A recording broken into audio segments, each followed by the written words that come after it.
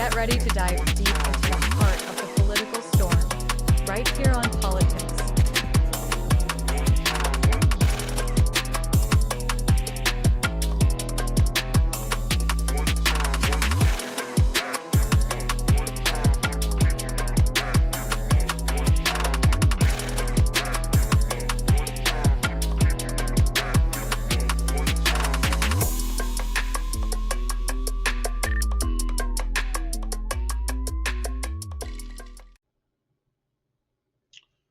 Hello and welcome to Pollitt-Tics, where we pull the pulse of power and not declare winners. Today's episode, we're going to spark your own deep dive. I'm your host, Greg Pollitt, once again. On today's edition, we're going to turn the lens to a story that's still unfolding. The tragic death, the assassination of Charlie Kirk on September 10th at Utah Valley University. The official narrative is pretty straightforward. Lone gunman, ideological motive. The case is all but closed as it starts in a Utah courtroom. But as we kind of sift through the details, some elements invite us to take a look at it with more scrutiny. Today we're going to walk side by side with the reported facts from authorities and with our own analytical observations from videos, not just our own, but other people's analytical observations as well. And from videos, the timelines, the public discourse, not to push a verdict, not to say one way or the other, but we want to hopefully equip you with questions. What doesn't quite line up? And why might that matter? So grab a notebook, join us along. We'll take a little journey and explore. Your invitation is to question, verify, and chase the truth for yourself. As we all know, the media does not tell us the truth. Let's go ahead and jump into it. So the official narrative from the baseline, what authorities have laid out based on their investigation, according to the FBI's September 11th release, Utah County Sheriff's preliminary findings, here's the timeline as they have presented. At 12:45 p.m. Mountain Time, Charlie Kirk, the founder of Turning Point USA and vocal conservative voice, starts in on his wonderful campus tour, launches a lively Q&A session on the UVU campus in Provo, Utah. The crowd is energized. Protesters hold signs. But it brings on the excitement that any other event that Charlie has put on. At 12:52, there was a reported single gunshot echoed. Many of us saw the video where Charlie tragically lost his life. His security team, other individuals from TPU, they're desperately trying to save his life. They get him from the ground, they take him to an SUV where they begin trying to continue to save his life and get him to a hospital.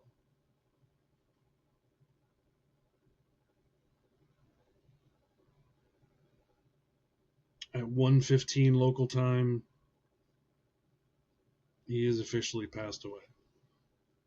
Now, the reported cause is a single round from a .30-06 rifle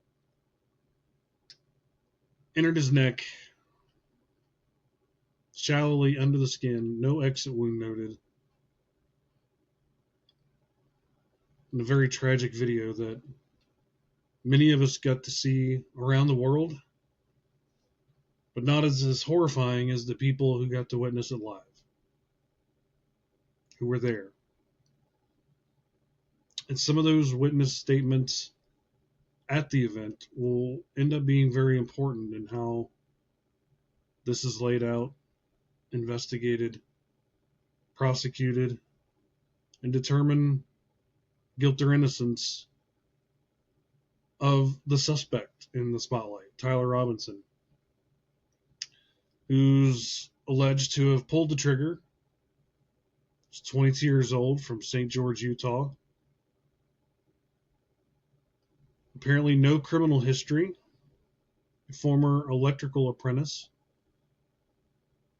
But after his arrest and discussions with his family, they had openly admitted that Tyler in recent times had shifted more toward progressive views.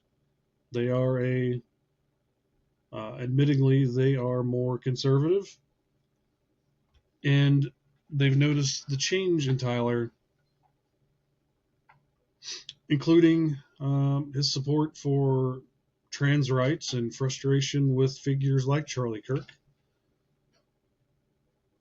And on this day, officials say that he borrowed his grandfather's rifle weeks earlier, but on this day, he took it to Utah and pulled the trigger, killing Charlie Kirk. From a rooftop, it's about 200 yards away.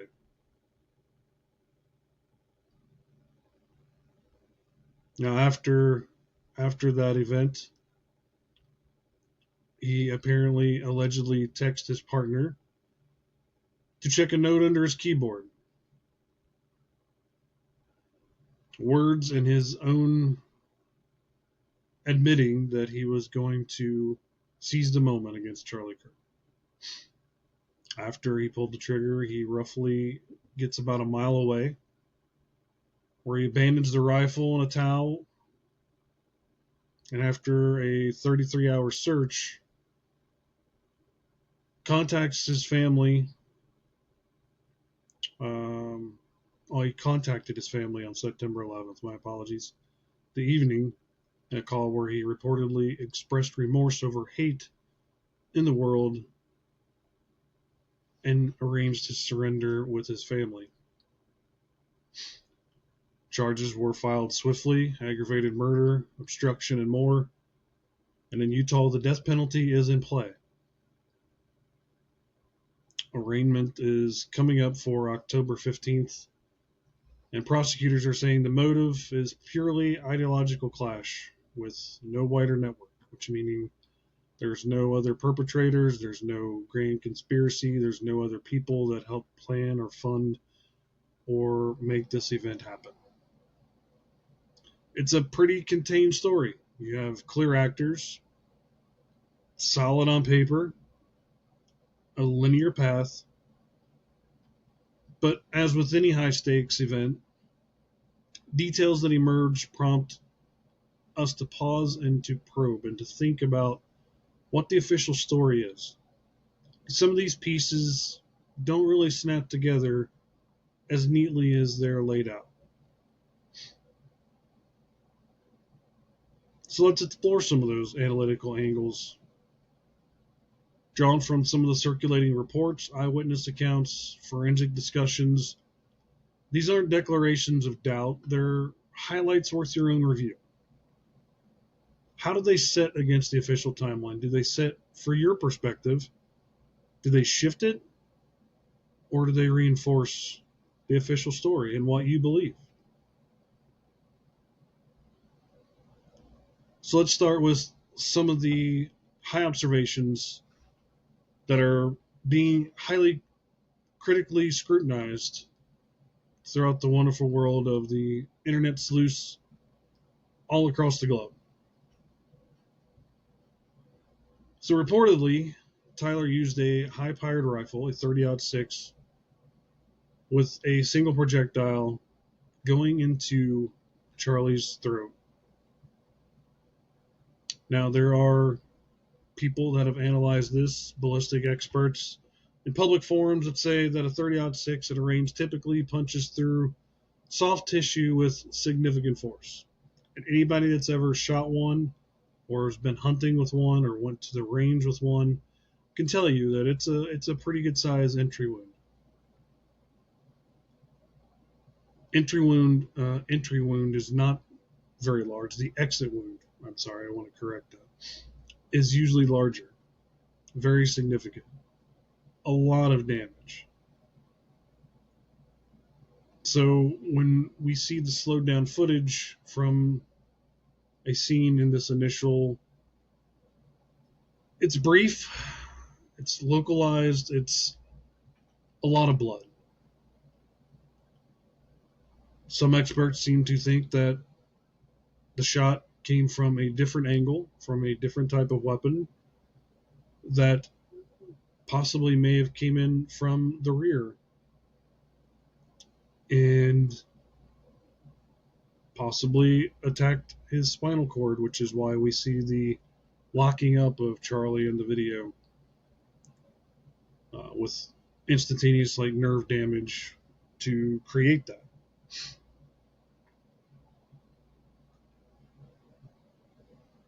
There's also some speculation that it could be a lavalier microphone that detonated.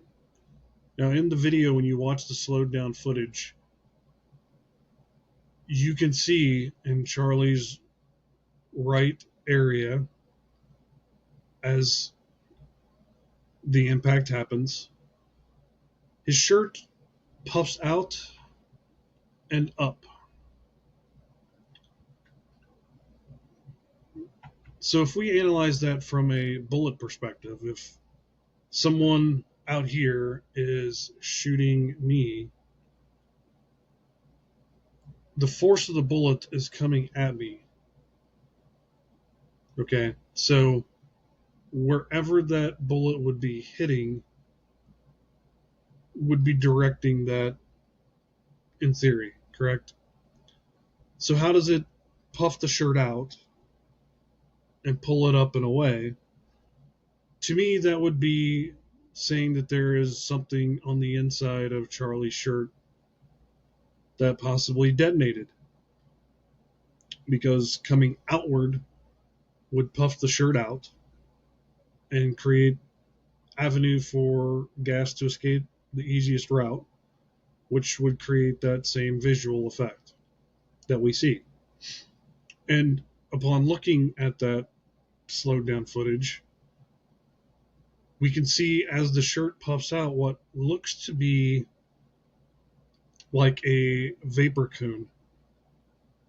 Now, if anybody has ever seen videos of our military's Air Force flying F-14s, F-22s, F-35s at supersonic speeds, when they break the sound barrier, there is a large cloud, a vapor cone that forms around the aircraft. It's a white fog-like substance, and that's kind of what we see underneath Charlie's shirt.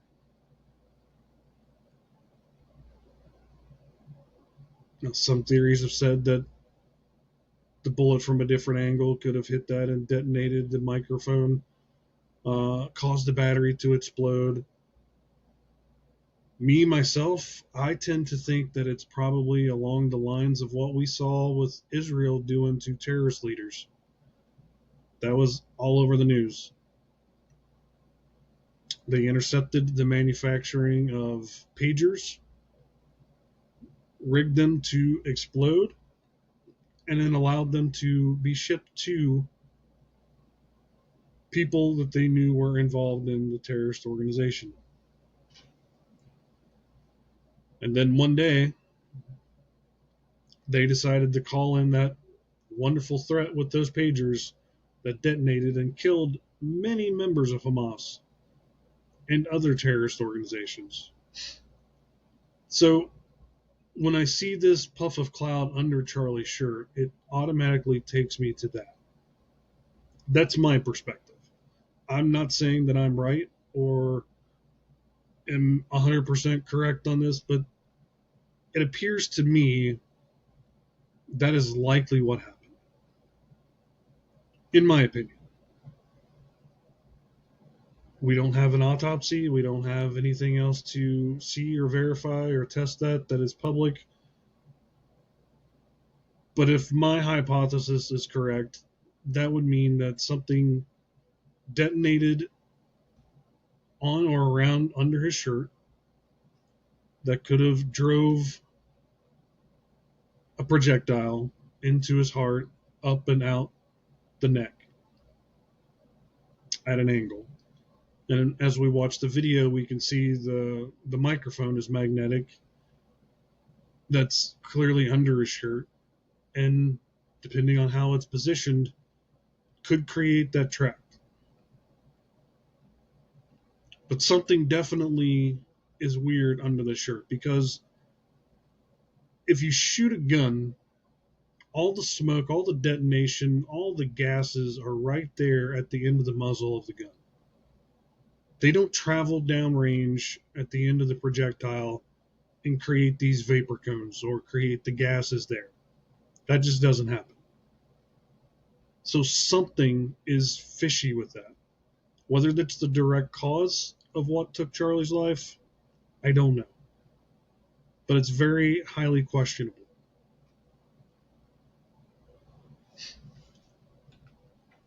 Some people say that the alleged shot was not very loud. Now we have to think about the area they were, the elevation from 200 feet or 200 yards down into a bowl shaped area, amphitheater, from what it tends to look like from pictures, with Charlie sitting under a canopy. Depending on that line of sight, that would make it potentially very hard to see his target area if that was indeed where he tried to shoot, or the perpetrator tried to shoot Charlie. So there's a lot of questions there. The people say that it was not a loud shot. If you were 200 yards away from a 30-06, you're going to hear a loud bang. That is a round that is traveling very, very fast. It is really loud without ear protection. You will notice it. So it's not going to sound like a small pop, which is what many people are purported to have heard, like a small explosion. And the audio itself, just from what we were able to be shown online through what happened, definitely doesn't sound too loud. But that could be just the acoustics coming through the recording device of what we were able to witness.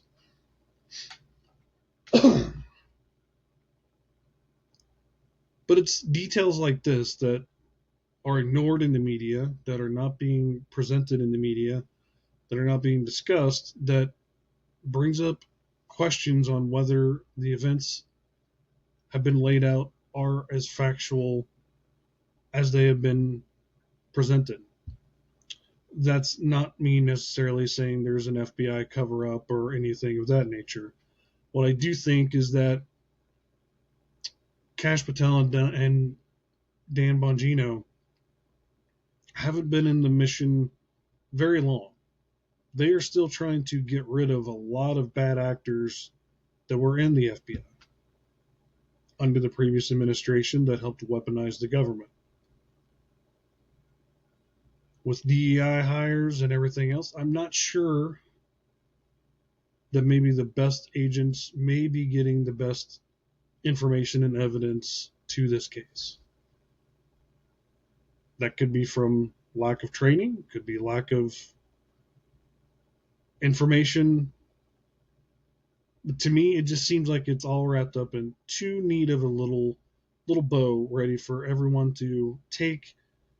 And as we've learned over the many numerous years that we've had to witness and experience political assassinations, like since JFK, RFK, the attack on Ronald Reagan, the attempt on President Donald Trump. We still don't have information about that assassin, Thomas Crooks. But yet that story is all faded away way too quickly. So, could the tech be something that's throwing off the audio? Possibly. Could it be as neatly in a bow as the FBI is saying? Very possible. To me, I don't think so. I think there's more going on than what we're being told. Whether that's on purpose to continue to investigate, to try to find other avenues that created this situation, maybe co-conspirators, um, maybe other parties that are motivated to have done this. So then we get into the immediate misdirection. Right after we hear the shot, there were immediate reports of a suspect being arrested. Immediate. We saw videos of this suspect, an elderly man who was proclaiming he was the one who killed Charlie. He did it. No one else, him. And he would do it again. Made it very, very public. At this time, as the video that has been released since then show this bot Tyler time, or the person appears to be Tyler, that they're naming Tyler, to escape via the roof and drop down while they are taking this person into custody. So these two figures are going separate ways. One of them is creating a distraction that, whether purposefully or not, aided time for the alleged shooter to get away.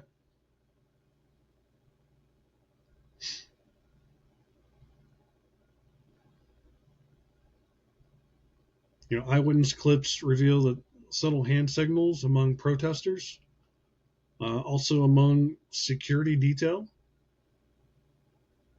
that in hindsight may seem to be coordinated.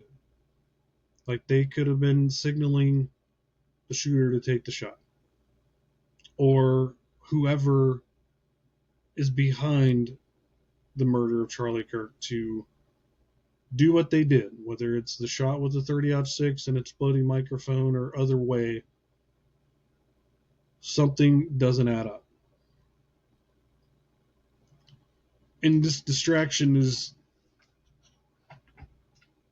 done so that it creates more confusion in the fog of war.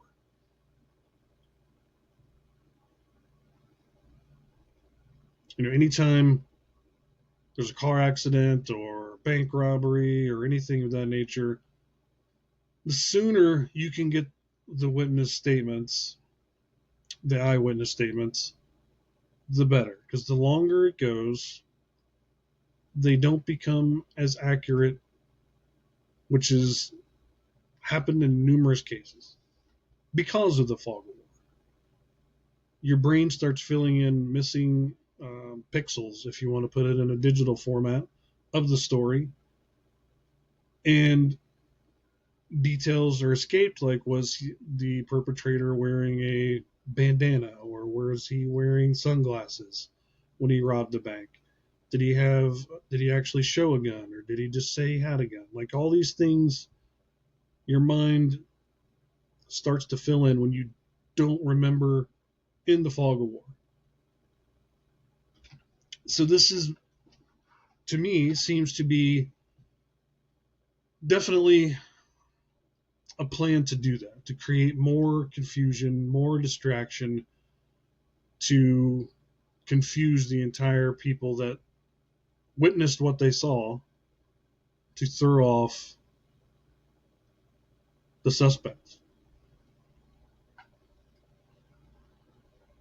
What do you think?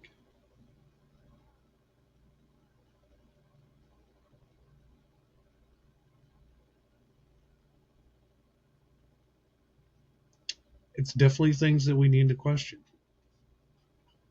And it's also things I think need to be questioned during the trial, during the evidence presented against the alleged shooter. I think all these things need to be investigated, not because I think Tyler, the person alleged to have shot Charlie, is innocent. I think he's involved in this the same as the old man. I think, in my opinion, Tyler was probably paid in some aspect or threatened to cooperate to do this, or is a willing conspirator, along with the old man that has been arrested and charged with child pornography now, to create the fog of war situation, to create all the confusion in the chaos so that the real perpetrator could get away. There's some very questionable things that happened in the aftermath of Charlie's shooting. We immediately see someone grab SD cards out of cameras. There was no ambulance on site. And I don't know if you've ever been to a football game for, high school or a basketball game or sporting event, etc. Usually any type of event, there's always paramedics. Now, some places may not do it, but majority of places, if there's some type of an event, they have paramedics, especially in an outdoor environment where there's heat involved, humidity, which Utah, there's not really a whole lot of humidity from my experience. I was there once. But still, people passing out in the heat, medical emergencies, etc., for a large public gathering. Allegedly, there was no ambulance, no paramedic unit at this event, which is questionable if true. And especially at looking at the shot. The shot itself, at 200 yards, aiming for a neck only, it's not an impossible shot. People can make that shot. But what makes it more difficult without seeing the exact sight line from rooftop to target, any hunter, when you go through a basic hunter education course, teaches you where to aim for your target on a deer, elk, or coyote, or anything. The kill zones, right? Snipers, same way. You are trained to take out an area where you have the highest likelihood of success of eliminating that target, whether it's a deer or a cartel leader.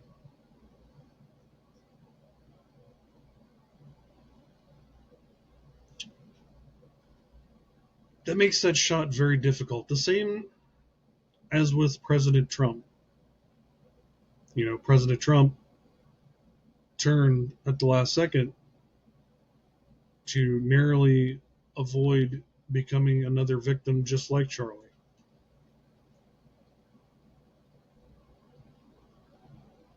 But you have people on the left saying, oh, it was staged, you got shot in the air on purpose. And that's a very hard thing to do at that type of distance. Not impossible, but it's more challenging. So why would he target the neck? If you are, let's be honest, anybody with a day or two training, not even that long, but just, to have a good consistency, doesn't take a whole lot, but you can train to hit targets pretty well. But in this type of atmosphere, you have the unknown variables that you don't have at a gun range or a training facility, such as adrenaline. And killing an animal is much different than targeting a human. So once again, not impossible, but there's things that continue to question whether that was the mode and method of the assassination. The position, a clean execution, a wound that killed him instantly. Well, pretty much instantly. Because it had to be very precise to do what it did. And yeah, luck can play into that.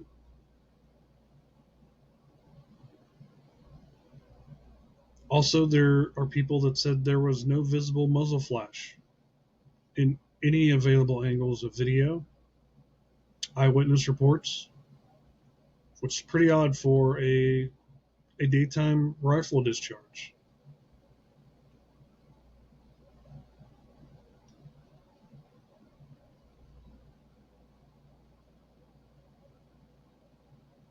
Target and variable winds, no light, raises questions for an amateur profile.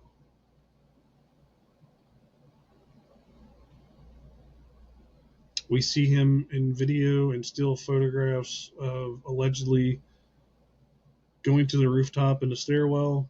We saw video of him jumping an individual they have described and named Tyler, jumping from the rooftop down after the events where people were running away from campus, running out of the area after the shots or the shot that killed Charlie. People are not hanging around. They're getting the hell out of there.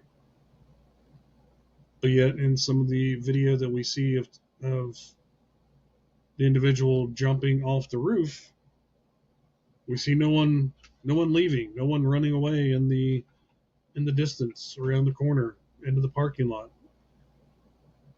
Anybody that would have been around there trying to escape.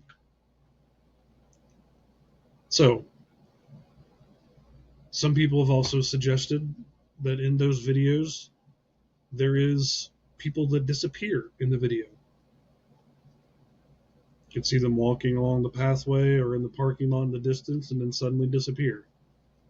Like it's been edited. Could this video have been taken on a different day? Could that be an angle of evidence that has been presented, possibly mistakenly or potentially on purpose? Could this video we see of this individual dropping from the rooftop be taken on a different day? Which would explain why we don't see people running in terror and screaming and escaping the area.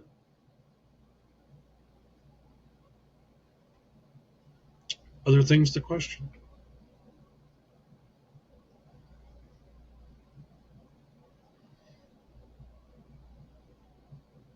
So take a closer look at those videos. I have some links. We're going to post them in with the show. You can click on the links and go check them out for yourself. Some of these videos have been analyzed with AI, with Grok, not to conclude anything, but to highlight the patterns for you to take a look at the playback. Some of these videos have been edited to show and explain the areas such as like the vapor cloud under Charlie Shirk.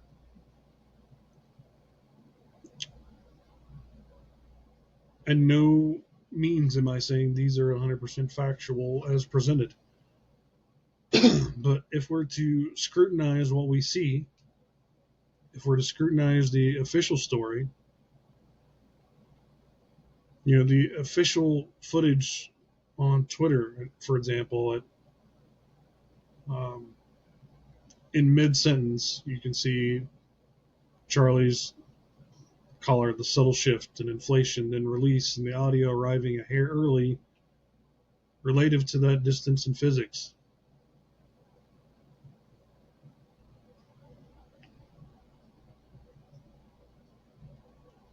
I'm no expert on those. I don't pretend to be an expert on those. Go take a look at the videos, analyze, and think for yourself.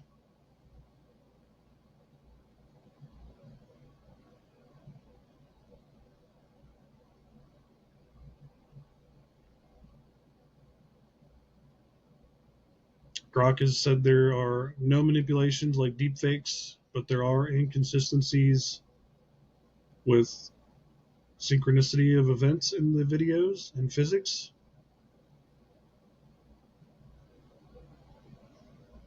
So definitely keep an open mind when viewing and listening to the people presenting these theories as the official discussion. You know, and we're back to Tyler. Authorities present a coherent arc. Borrowed weapon, confessional notes, family handing him over to authorities. His reportedly ideological evolution feels abrupt in a conservative household. The engravings on the rifle casings suggest flair, that he wanted the attention, that it's an ideological message.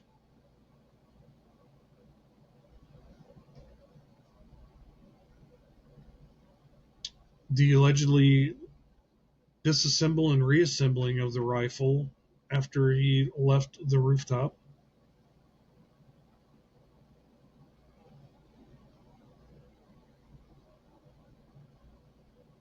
The sudden disappearance of his partner. They have moved. Family's protection status, limited follow-ups.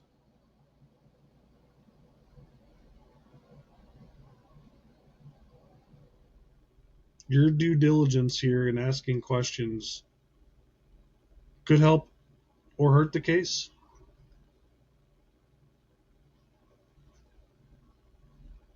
But it could help find the true culprits. Ultimately, the official narrative offers closure. These observations offer curiosity.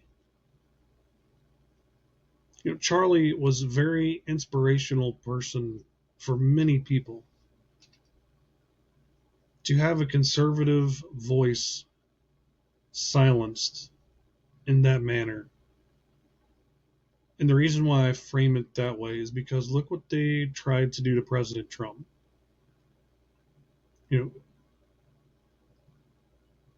It's been an attack on conservatives.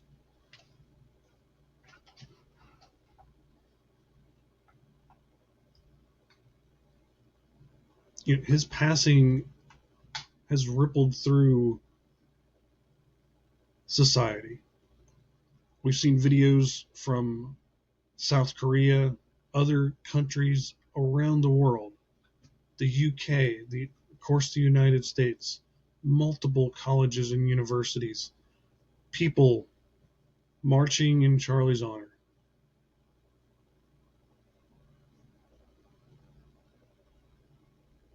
And it showed the division from the left and right.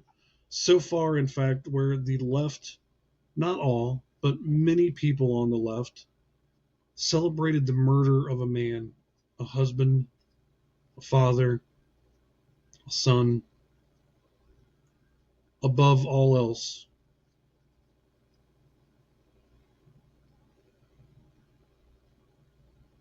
From what we see in the public limelight, a man of God,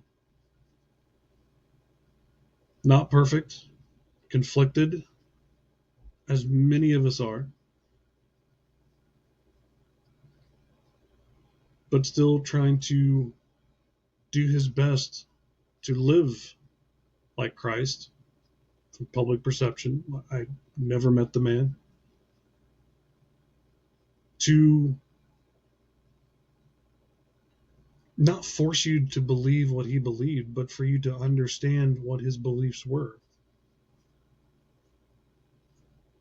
Showed you no disrespect, but asked you, do you believe what you believe?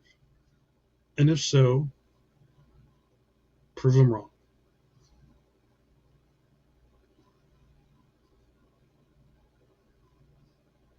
Followed up with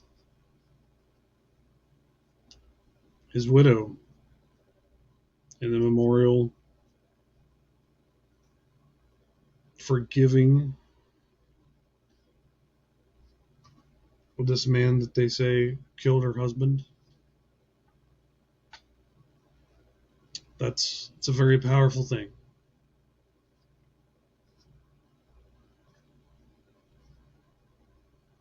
So this episode is not to bring any type of narrative to the situation. Just weaponize your curiosity. Look at the videos, look at the story, look at the official story, and see if it matches up. And not just in this case. This is how we should look at every media event. Every time the news comes on and says Trump did something bad, or Putin did something bad, or somebody did something good, like, we need to analyze the entire story, because it's been proven time and time and time and time again, the media does not tell the truth, which is unfortunate that we would have to take this type of stance to find out the truth for ourselves.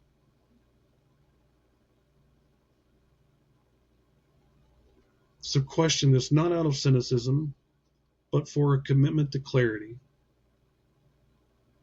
We're going to put up a poll. We'll ask your thoughts if you think the official story is right or if there's more to it.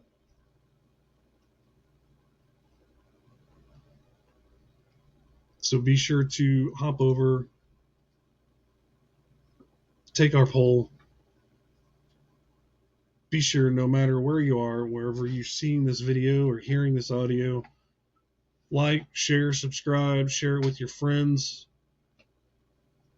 And if it's opened your eyes to question anything besides the official narrative of the assassination of Charlie Kirk, let's have it open your eyes to asking questions about everything else.